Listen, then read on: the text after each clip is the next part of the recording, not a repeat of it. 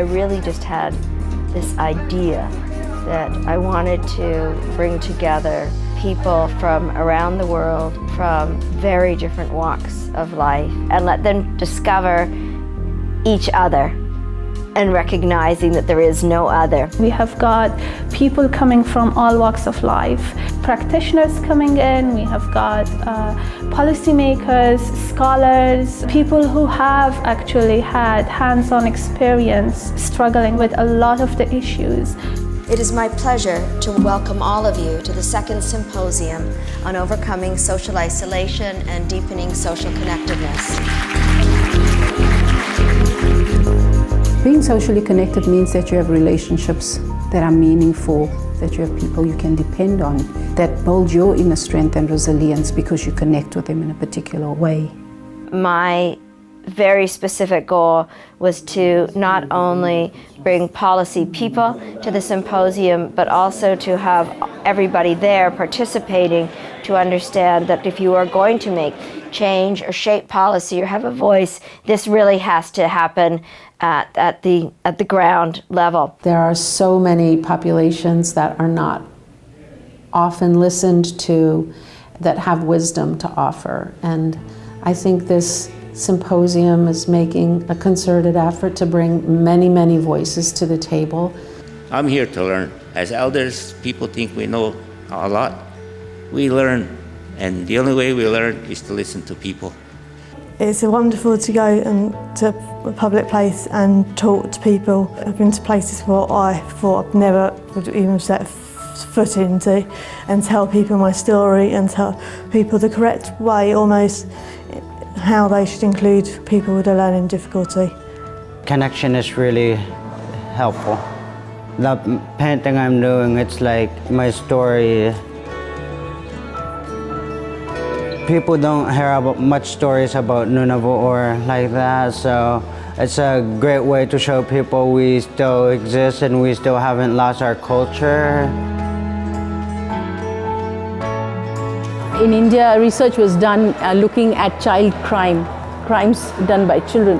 One of the main findings of that study was that these children come from disturbed families, these children come from stigmatized families. So I think it is so very important that we bring this concept of connectedness right into where we are working. Not only to consider poverty as income poverty, but to come up with a measure that looks at poverty in a holistic sense. I definitely thought that Alaska was very unique. Like I thought oh, we're so isolated. But then you're like, oh my God, people in Africa and India and China are going through the exact same thing.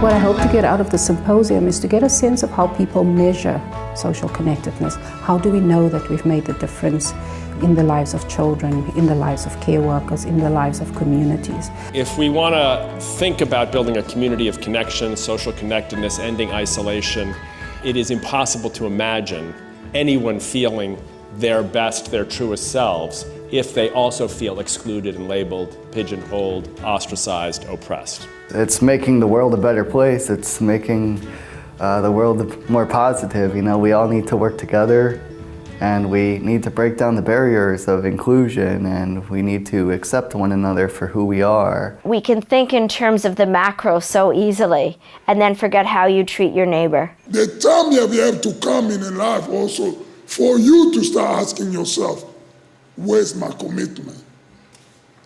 What will be my difference? What will be my impact? How do you want to be remembered? The future of the movement is each one of us finding meaning in what social connectedness means within our context. So the pockets of communities and spaces that we work in and interact in, that's where we have to start. And that's how movements are built, to start from the small and grow it. Movements ask for all of you. Movements ask you to be in. So you got to bring your head. It's got to be something for your head, something for your heart, and something for you to do. All of us, when we go online, when we go to pick up our coffee, we can have a small conversation with someone else and connect with them through small talks. I think that's the baby steps that each one of us can take. We're all human, like let's do it together and try to fix the problem together. And I feel like that's hopefully where we're going with this movement. I loved the Partners in Health term accompanying. That has such grace and meaning to me. It's not top down, it's not bottom up, it's side by side. I am energized because inclusion and diversity are front and center of our national discussions. Every culture, every race has that value system. We got to start teaching our kids that their family is everybody around them. I want to see, at least before I go, even if it's a fraction of what we hope to accomplish, is that everybody feels like they belong and everybody kind of regains what they lost.